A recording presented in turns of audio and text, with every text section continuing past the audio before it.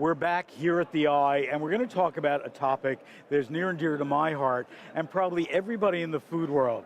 Lesley Backus is with us, Senior VP of Fleishmanhillard, and it's all about Generation Z and Millennials. The more food companies that I talk to, that's their only focus. They don't care about baby boomers. They don't care, about Generation X. It's all about Millennials and Generation Z. So tell me a little bit, why do we have that focus right now in food? And then we'll talk about what we can do about it.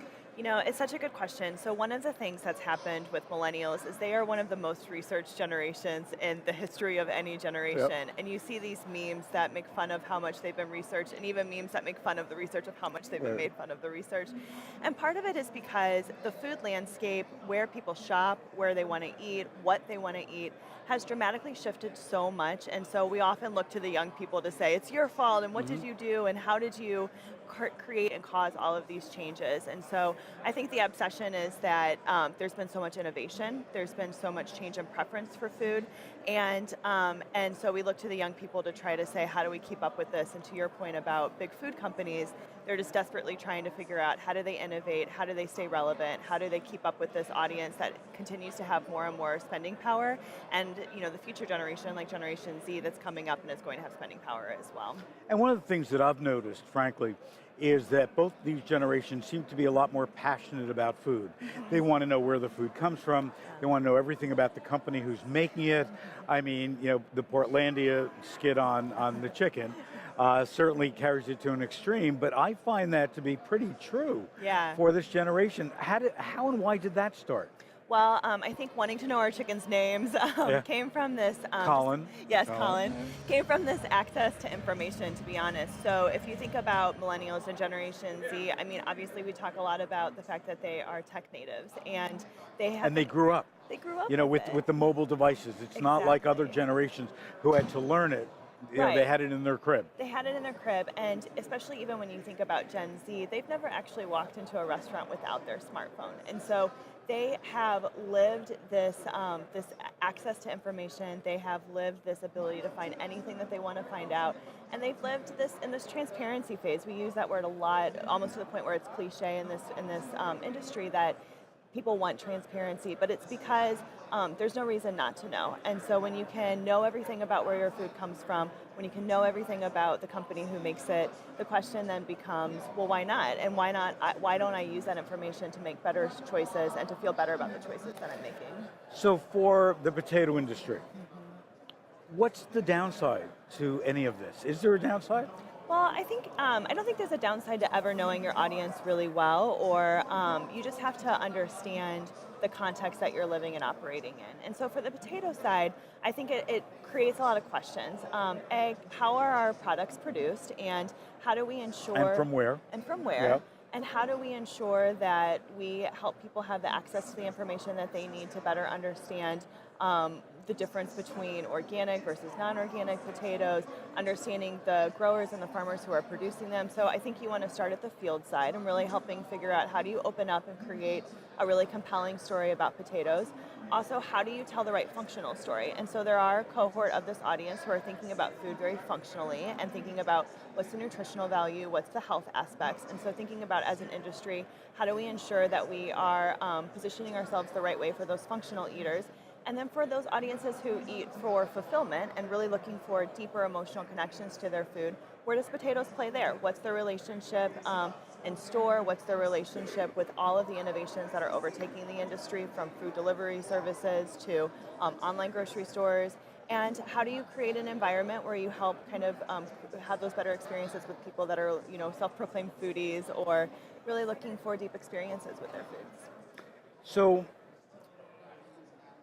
I'm a client. I'm a 70-year-old potato brand that's out there. I'm obviously making this up. And you come to me with all this, and I say, I've made a lot of money. I have a very successful brand, very successful company. Why do I have to disclose where my potatoes come from? Why do I have to disclose what our labor practices are? Why do I have to disclose, if I'm using artificial ingredients or not?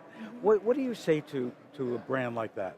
Well, I think it starts with what the brand's objectives are. And if the company is looking for, short-term gains, then that's a different conversation. But if you're really looking for long-term growth, if you're looking for relevance with audiences, it really forces you to think about what are those ways that we're going to be able to compete against others in the industry. And so if your brand, if you're looking at it from the perspective of what changes does my brand need to make, why do they need to make those changes, the answer might be, well, to survive, frankly. And so again, it's a question of what are your short-term goals, what are your long-term goals.